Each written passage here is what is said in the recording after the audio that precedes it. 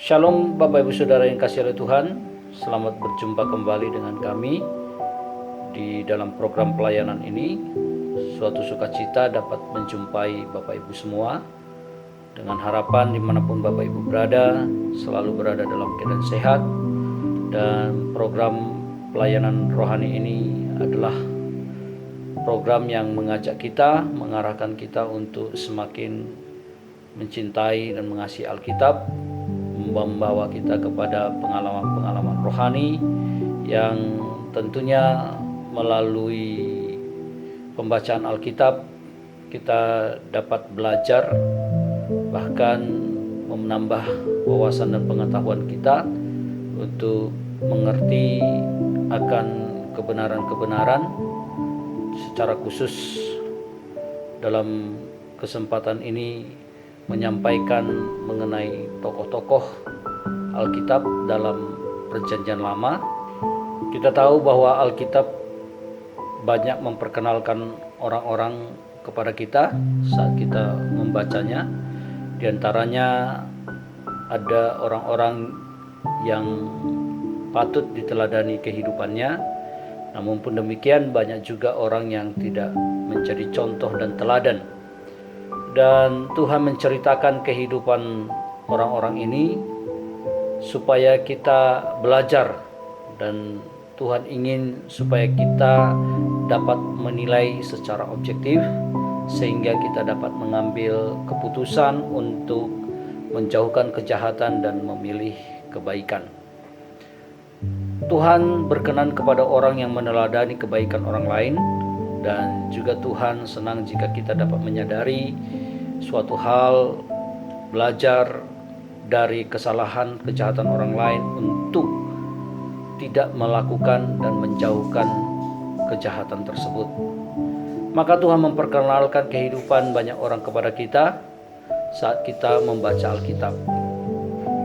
Dan penyampaian kesempatan kali ini adalah sebagai lanjutan dari tokoh yang bernama Abraham, bapak sejumlah besar bangsa. Karena kesempatan yang lalu saya sudah menyampaikan bagaimana teladan kehidupan Abraham yang dapat diteladani. Ada 7 kehidupan sikap yang dapat diteladani. Yang pertama, Abraham adalah orang yang percaya. Yang kedua, dia adalah orang yang diberkati. Yang ketiga, Abraham adalah orang yang taat. Dan yang keempat, dia seorang yang suka mengalah. Dan yang kelima, dia juga adalah seorang yang suka beribadah. Dan yang keenam, orang yang berani. Dan yang ketujuh adalah orang yang bersyukur. Sekarang kita melanjutkan bagian yang ke-8, bahwa Abraham itu adalah suka menjamu tamu. Ini juga satu teladan yang baik, sebab orang yang menerima tamu dengan sukacita dan melayaninya dengan baik, ia layak untuk diberkati Tuhan. Orang yang bepergian jauh dari rumah tentu pasti mengalami yang namanya kesusahan.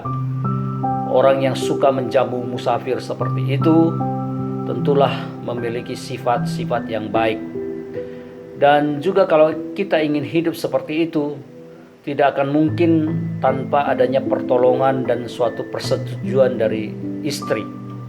Dan Sarah, istri Abraham, sangat menghormati Abraham oleh karena Abraham memiliki sifat yang layak dihormati.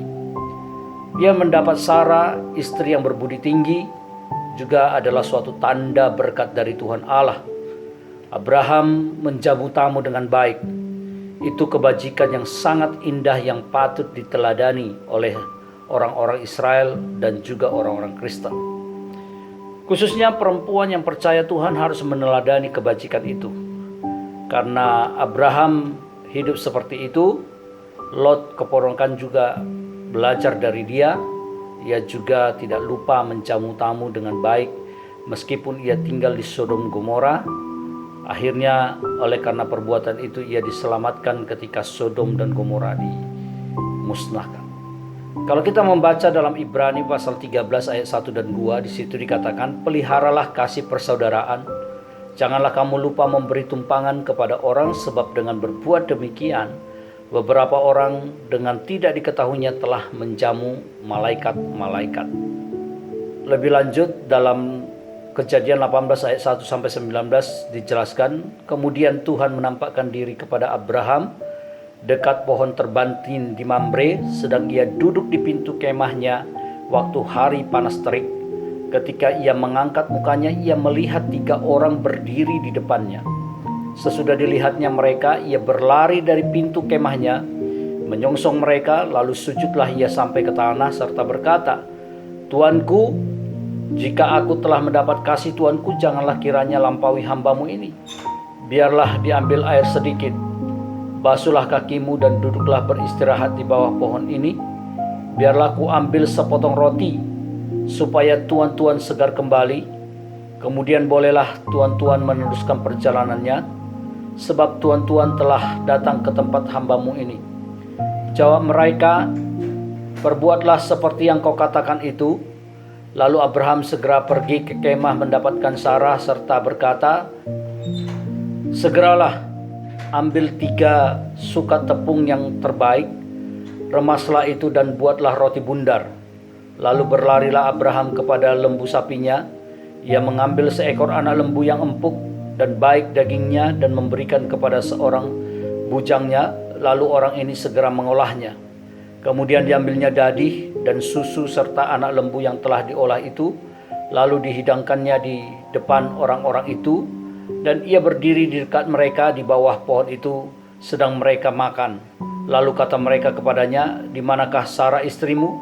Jawabnya, di sana di dalam kemah. Dan firman-Nya, sesungguhnya aku akan kembali tahun depan mendapatkan engkau. Pada waktu itulah Sarah istrimu akan mempunyai seorang anak laki-laki. Dan Sarah mendengarkan pada pintu kemah yang di belakangnya. Dan adapun Abraham dan Sarah telah tua dan lanjut umurnya, dan Sarah telah mati haid. Jadi tertawalah Sarah dalam hatinya, katanya, akankah berahi aku setelah aku sudah layu, sedangkan tuanku sudah tua? Lalu berfirmanlah Tuhan kepada Abraham, mengapakah Sarah tertawa dan berkata, sungguhkah aku akan melahirkan anak, sedangkan aku telah tua? Adakah sesuatu apapun yang mustahil untuk Tuhan? Pada waktu yang telah ditetapkan itu, tahun depan, aku akan kembali mendapatkan engkau. Pada waktu itulah Sarah mempunyai seorang anak laki-laki. Lalu Sarah menyangkal, katanya, aku tidak tertawa, sebab ia takut. Tetapi Tuhan berfirman, tidak, memang engkau tertawa. Lalu berangkatlah orang-orang itu dari situ dan memandang ke arah Sodom, dan Abraham berjalan bersama-sama dengan mereka untuk mengantarkan mereka. Berfikirlah Tuhan, apakah aku akan menyembunyikan kepada Abraham apa yang ku hendak lakukan ini? Bukankah sesungguhnya Abraham akan menjadi bangsa yang besar serta berkuasa, dan oleh dia segala bangsa di atas bumi akan mendapat berkat? Sebab aku telah memilih dia supaya diperintahkannya kepada anak-anaknya dan kepada keturunannya, supaya tetap hidup menurut jalan yang ditunjukkan Tuhan dengan melakukan kebenaran dan keadilan, dan supaya Tuhan memenuhi kepada Abraham apa yang dijanjikannya kepadanya. Yang kesembilan, yang patut diteladani dari Abraham adalah bahwa ia adalah seorang yang berdoa syafaat. Memang tidak ada tertulis Abraham untuk berdoa bagi dirinya sendiri dengan kecemasan yang begitu dalam. Tetapi kita dapat melihat bahwa ia berdoa sungguh-sungguh untuk orang-orang benar yang mungkin ada di Sodom. Kalau kita membaca dalam Kejadian 18 ayat 20 sampai ayat 33, di situ dikatakan, sesudah itu berfirmanlah Tuhan, sesungguhnya banyak keluh kesah orang tentang Sodom dan Gomora, dan sesungguhnya sangat berat dosanya. Baiklah, aku turun untuk melihat apakah benar-benar mereka telah berkelakuan seperti keluh kesah orang yang telah sampai kepadaku atau tidak. Aku hendak mengetahuinya. Lalu berpalinglah orang-orang itu dari situ dan berjalan ke Sodom. Tetapi Abraham masih tetap berdiri di hadapan Tuhan. Abraham datang mendekat dan berkata, bagaimana sekiranya ada 50 orang benar dalam kota itu? Apakah engkau akan melenyapkan tempat itu dan tidakkah engkau mau mengampuninya? karena ke-50 orang benar yang ada di dalamnya itu. Jauhlah kiranya daripadamu untuk berbuat demikian, membunuh orang benar bersama-sama dengan orang fasik, sehingga orang benar itu seolah-olah sama dengan orang fasik. Jauhlah kiranya yang demikian daripadamu. Masakan hakim segenap bumi tidak menghukum dengan adil? Tuhan berfirman, jika kudapati 50 orang benar dalam kota Sodom, aku akan mengampuni seluruh tempat itu karena mereka. Abraham menyaut, sesungguhnya aku telah memberanikan diri berkata kepada Tuhan, walaupun aku debu dan abu. Sekiranya kurang 5 orang dari ke-50 orang benar itu, apakah engkau akan memusnahkan seluruh kota itu karena yang 5 itu? Firman-Nya, aku tidak memusnahkannya jika kudapati 45 di sana. Lagi Abraham melanjutkan perkataannya kepadanya, sekiranya 40 didapati di sana. Firman-Nya, aku tidak akan berbuat demikian karena yang 40 itu. Katanya, janganlah kiranya Tuhan murka kalau aku berkata sekali lagi, sekiranya 30 didapati di sana. Firman-Nya, aku tidak berbuat demikian jika kudapati 30 di sana. Katanya, sesungguhnya aku telah memberanikan diri kepada Tuhan, sekiranya 20 didapati di sana. Firman-Nya, aku tidak akan memusnahkan karena yang 20 itu. Katanya, janganlah kiranya Tuhan murka kalau aku berkata lagi sekali ini saja, sekiranya 10 didapati di sana. Firman-Nya, aku tidak akan memusnahkan karena yang 10 itu. Lalu pergilah Tuhan setelah ia selesai berfirman kepada Abraham, dan kembalilah Abraham ke tempat tinggalnya. Yang ke-10 yang dapat diteladani dalam kehidupan Abraham bahwa ia menjalani kehidupan yang setia. Abimelek beserta Pikol, panglima tentaranya yang menyaksikan kehidupan Abraham, datang kepadanya dan mengadakan perjanjian damai. Abimelek yang dapat melihat penyertaan Tuhan dalam kehidupan Abraham yang suci, datang sendiri untuk mengadakan fakta non-agresi bersama. Ini dapat kita lihat dalam Kejadian pasal 21 ayat 22 sampai ayat yang ke-34. Pada waktu itu Abimelek beserta Pikol, panglima tentaranya, berkata kepada Abraham, Allah menyertai engkau dalam segala sesuatu yang engkau lakukan. Oleh sebab itu bersumpahlah kepadaku di sini demi Allah, bahwa engkau tidak akan berlaku curang kepadaku, atau kepada anak-anakku, atau kepada cucu cicitku, sesuai dengan persahabatan yang kulakukan kepadamu. Demikianlah harus engkau berlaku kepadaku, dan kepada negeri yang kau tinggalkan sebagai orang asing. Lalu kata Abraham, aku bersumpah. Tetapi Abraham menyesali Abimelek tentang sebuah sumur yang telah dirampas oleh hamba-hamba Abimelek. Jawab Abimelek, aku tidak tahu siapa yang melakukan hal itu. Lagi tidak kau beritahukan kepadaku, dan sampai hari ini belum pula aku dengar. Lalu Abraham mengambil domba dan lembu dan memberikan semuanya itu kepada Abimelek. Kemudian kedua orang itu mengadakan perjanjian. Tetapi Abraham memisahkan 7 anak domba betina dari domba-domba itu. Lalu kata Abimelek kepada Abraham, untuk apakah ke-7 anak domba yang kau pisahkan ini? Jawabnya, ke-7 anak domba ini harus kau terima dari tanganku untuk menjadi tanda bukti bagiku bahwa akulah yang menggali sumur ini. Sebab itu orang menyebut tempat itu Beersheba, karena kedua orang itu telah bersumpah di sana. Setelah mereka mengadakan perjanjian di Beersheba, pulanglah Abimelek beserta Pikol, panglima tentaranya, ke negeri orang Filistin. Lalu Abraham menanam sebatang pohon tamarsiska di Beersheba dan memanggil di sana nama Tuhan Allah yang kekal. Dan masih lama Abraham tinggal sebagai orang asing di negeri orang Filistin. Yang ke-11, teladan yang dapat diteladani dalam Abraham, bahwa Abraham tahu bagaimana memelihara orang lain. Orang yang memelihara orang lain berarti sedang melakukan pekerjaan yang diberkati, karena memelihara adalah pekerjaan Tuhan Allah. Memelihara domba, lembu, ayam, dan hewan-hewan itu usaha manusia. Tetapi pemeliharaan manusia adalah usaha Tuhan Allah. Karena Abraham memiliki sifat yang berbudi tinggi dan dapat dipercaya, memiliki iman, keberanian, dan kepemimpinan, banyak orang yang berkumpul di sekitarnya. Abraham memelihara mereka, melatih mereka, dan menjadikannya prajurit. Jumlah mereka yang terpelihara dan dilatih oleh Abraham adalah 318 orang. Jika kita menghitung perempuan dan anak-anak yang mengikuti mereka, jumlah mereka lebih dari 1.000 orang. Abraham diberkati oleh Tuhan Allah dan menjadi bapa leluhur yang cukup besar. Hal ini menunjukkan bahwa Abraham telah melakukan tugas misi dengan baik. Ia mempercayakan orang lain. Di bawah Abraham ada Eliezer, hamba yang setia. Betapa setianya dia sampai Abraham ingin menjadikannya sebagai pewarisnya. Abraham mempercayakan segala sesuatu kepada Eliezer tanpa bertanya ulang. Orang yang setia akan muncul di bawah orang yang setia. Abraham memberi kepercayaan kepada Eliezer. Eliezer yang dipercaya oleh tuannya melakukan segala sesuatu dengan tanggung jawab penuh tanpa meninggalkan kepercayaan tuannya. Abraham mempercayakan hal-hal yang besar dan kecil dalam rumahnya kepada Eliezer, orang Damsyik yang setia. Ia menjadikan kemuliaan bagi Abraham sekaligus bagi Tuhan Allah. Kita tidak begitu tahu siapa Eliezer, namun jika kita melihat ketika ia pergi ke padang Aran untuk Ishak, bertemu dengan Ribka dan Laban, imannya tidak kalah dari iman Abraham. Abraham tidak mengharapkan yang cuma-cuma, ia suka membayar harga. Ketika Sarah istri Abraham lebih dulu meninggal dunia, Abraham mengalami kesulitan untuk mencari kuburan untuk istrinya. Pada saat itu ia pergi ke Bani Het berbicara tentang pergumulannya. Mereka yang mendengar pergumulan Abraham mau memberikan kuburan secara cuma-cuma, tetapi Abraham membayar harga yang sesuai. Ke-12, Abraham adalah seorang yang beriman.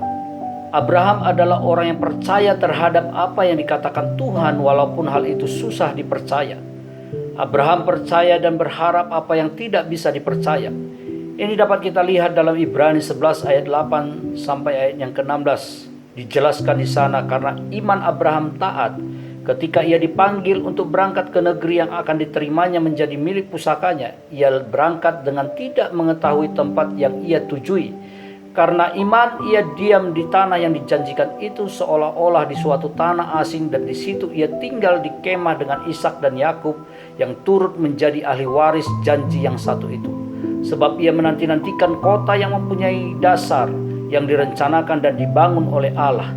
Karena iman ia juga dan Sarah beroleh kekuatan untuk menurunkan anak cucu walaupun usianya sudah lewat. Karena ia menganggap dia yang memberikan janji itu setia. Itulah sebabnya maka dari satu orang malahan orang yang telah mati pucuk terpancar keturunan besar seperti bintang di langit dan seperti pasir di tepi laut yang tidak terhitung banyaknya. Dalam iman mereka semua ini telah mati sebagai orang-orang yang tidak memperoleh apa yang dijanjikan itu, tetapi yang hanya dari jauh melihat dan melambai-lambai kepadanya, dan yang mengakui bahwa mereka adalah orang asing dan pendatang di bumi ini. Sebab mereka yang berkata demikian menyatakan bahwa mereka dengan rindu mencari suatu tanah air. Dan kalau sekiranya dalam hal itu mereka ingat akan tanah asal yang telah mereka tinggalkan, maka mereka cukup mempunyai kesempatan untuk pulang ke situ. Tetapi sekarang mereka merindukan tanah air yang lebih baik, yaitu suatu tanah air surgawi. Sebab Allah tidak malu disebut Allah mereka, karena ia telah mempersiapkan sebuah kota bagi mereka. Yang ke-13, Abraham adalah orang yang rela berkorban. Abraham dapat memberikan apa yang paling berharga baginya apabila Tuhan Allah menginginnya. Banyak orang tahu peristiwa Tuhan Allah menguji Abraham. Dalam ujian ini Abraham mempersembahkan Ishak, anaknya yang tunggal, yang didapatinya pada umur 100 tahun. Abraham percaya firman Tuhan Allah yang mengatakan yang akan disebut keturunanmu ialah yang berasal dari Ishak. Jika ingin memiliki iman seperti itu, harus percaya perkataan yang lalu dan perkataan sekarang. Tetapi kita harus percaya walaupun perkataan yang kedua itu tidak sesuai. Itulah ujiannya. Abraham dapat percaya Tuhan Allah dengan mengharmonisasikan firman Tuhan yang berlainan dalam dua firman itu. Anak dari Ishak belum lahir, tetapi firman yang diperintahkan kepadanya sekarang adalah mempersembahkan Ishak kepada Tuhan, sementara firman Tuhan menjanjikan akan ada keturunannya. Bagaimanapun Abraham percaya Tuhan Allah dan menaatinya. Setelah itu Tuhan Allah menyebut Abraham sebagai sahabatnya. Untuk keturunan Abraham, Tuhan Allah mengutus anaknya yang tunggal untuk mati di atas kayu salib supaya dosa orang-orang yang percaya Tuhan Allah seperti Abraham ditebus. Hubungan antara Abraham dan Tuhan Allah adalah hubungan yang saling memberikan sampai anak tunggal mereka. Dalam Ibrani 11 ayat 17-19 dikatakan, karena iman maka Abraham tak kala ia dicobai mempersembahkan Ishak. Ia yang telah menerima janji itu rela mempersembahkan anaknya yang tunggal, walaupun kepadanya telah dikatakan, keturunan yang berasal dari Ishaklah yang akan disebut keturunanmu. Karena ia berpikir bahwa Allah berkuasa membangkitkan orang-orang sekalipun dari antara orang mati, dan dari sana ia seakan-akan telah menerimanya kembali. Yang ke-14 yang dapat kita teladani bahwa Abraham itu rajin mendidik anak. Apabila perkataan dan perbuatan Abraham tidak benar, mungkin Ishak anaknya tidak mau menaati perkataannya untuk menjadi korban. Tetapi biasanya Abraham melaksanakan pendidikan iman yang jujur dan setia di depan Ishak dan keluarganya. Siapapun yang tidak melawan perkataan Abraham, memang tingkah laku kita juga harus baik, tetapi sangat penting mendidik anak dengan baik. Dalam Ulangan pasal 6 ayat 1-9, inilah perintah, yakni ketetapan dan peraturan yang aku ajarkan kepadamu atas perintah Tuhan Allahmu untuk dilakukan di negeri kemanapun kamu pergi untuk mendudukinya, supaya seumur hidupmu engkau dan anak cucumu takut akan Tuhan Allahmu, dan berpegang pada segala ketetapan dan perintahnya yang kusampaikan kepadamu, dan supaya lanjut umurmu. Maka dengarlah, hai orang Israel, lakukanlah itu dengan setia, supaya baik keadaanmu dan supaya kamu menjadi sangat banyak seperti yang dijanjikan Tuhan Allah nenek moyangmu kepadamu di suatu negeri yang berlimpah-limpah susu dan madunya. Dengarlah, hai orang Israel, Tuhan Allah kita, Tuhan itu Esa. Kasihilah Tuhan Allahmu dengan segenap hatimu dan dengan segenap jiwamu dan dengan segenap kekuatanmu. Apa yang kuperintahkan kepadamu pada hari ini haruslah engkau perhatikan, haruslah engkau mengajarkannya berulang-ulang kepada anak-anakmu dan membicarakannya apabila engkau duduk di rumahmu, apabila engkau sedang dalam perjalanan, apabila engkau berbaring, dan apabila engkau bangun. Haruslah juga engkau mengikatnya sebagai tanda pada tanganmu, dan haruslah ia menjadi lambang di dahimu, dan haruslah engkau menuliskannya pada tiang pintu rumahmu dan pada pintu gerbangmu. Abraham memberi contoh kepada semua orang dalam rumahnya, membuat mereka percaya seperti dia. Kita tidak tahu apakah Abraham memiliki program pendidikan yang istimewa, namun yang jelas kehidupan sehari-hari telah menjadi teladan. Bukan hanya keluarga Abraham, tetapi orang-orang yang berkumpul di sekitarnya juga meneladani Abraham dalam kepercayaan Tuhan Allah dan melayani. Dengan itu kita dapat mengetahui iman dan kehidupan Abraham. Jika kita ingin mengetahui tentang Abraham, kita akan mengetahui imannya. Kita mengetahui dengan baik apabila kita mendengar dari orang-orang yang dekat dengan Abraham. Kita akan dapat mendengar dari hambanya Eliezer dari Damsyik. Bisa juga bertanya dengan Lot, orang yang baik kepada orang-orang lain belum tentu baik kepada keluarganya sendiri atau kepada sanak keluarganya. Maka orang yang dihormati oleh keluarga yang dekat adalah orang yang dapat dihormati. Kita bisa bertanya kepada Ishak, memang sulit kita dihormati oleh orang lain. Apabila dihormati oleh anak sendiri, jadilah orang yang dihormati oleh anaknya adalah orang yang hebat. Abraham itu dihormati oleh Ishak. Dengan itu kita dapat mengetahui bagaimana karakter Abraham. Yang terakhir kita bisa bertanya kepada Sarah istrinya. Akan sulit kita dihormati oleh orang yang jauh, tetapi lebih sulit kita dihormati oleh orang yang dekat. Jika kita melihat Sarah istri Abraham menaati perkataan Abraham seperti hamba yang mengabdi kepada tuannya, kita dapat mengetahui iman dan kehidupan Abraham. Abraham adalah orang yang dihormati oleh orang-orang yang dekat maupun orang-orang yang jauh, termasuk kita semua. Tuhan Allah menyebut Abraham sebagai sahabatnya. Memang Abraham layak untuk itu. Tuhan Allah melihat Abraham yang menyerahkan anaknya yang diterimanya pada umur 100 tahun dan mengatakan, engkau tidak segan-segan untuk menyerahkan anakmu yang tunggal kepadaku, maka aku pun akan memberikan anakku yang tunggal untuk kamu dan keturunanmu. Abraham yang seperti inilah yang dijadikan leluhur bagi orang beriman. Ia benar-benar menjadi teladan bagi kita yang percaya. Ia dipanggil pada umur 75 tahun dan ia disertai oleh Tuhan Allah selama 100 tahun sampai umur 175 tahun. Iman Abraham tetap sama dalam melayani Tuhan Allah selama 100 tahun seperti satu hari. Ia meninggalkan kota Ur Kasdim yang berbudaya dan bekerja di tanah asing, pasti teringat tanah asal. Tetapi ia tidak kembali ke masa lalu. Kalau sekiranya ia ingat akan tanah asal, ia cukup mempunyai kesempatan untuk pulang ke sana. Namun ia hidup sambil mengharapkan tanah air di sorga, bukan kampung halaman di dunia. Setelah ia meninggalkan Ur Kasdim, ia tinggal kembali lagi ke Babel. Tidak untuk jalan-jalan, tidak juga untuk nostalgia. Abraham adalah leluhur bagi semua misionaris. Pada hari ini juga para misionaris perlu memiliki sikap mau mati di tempat pengutusannya, tanpa memandang tanah asal, tetapi mengharapkan tanah air di sorga. Abraham leluhur iman, ia benar-benar hidup dalam iman.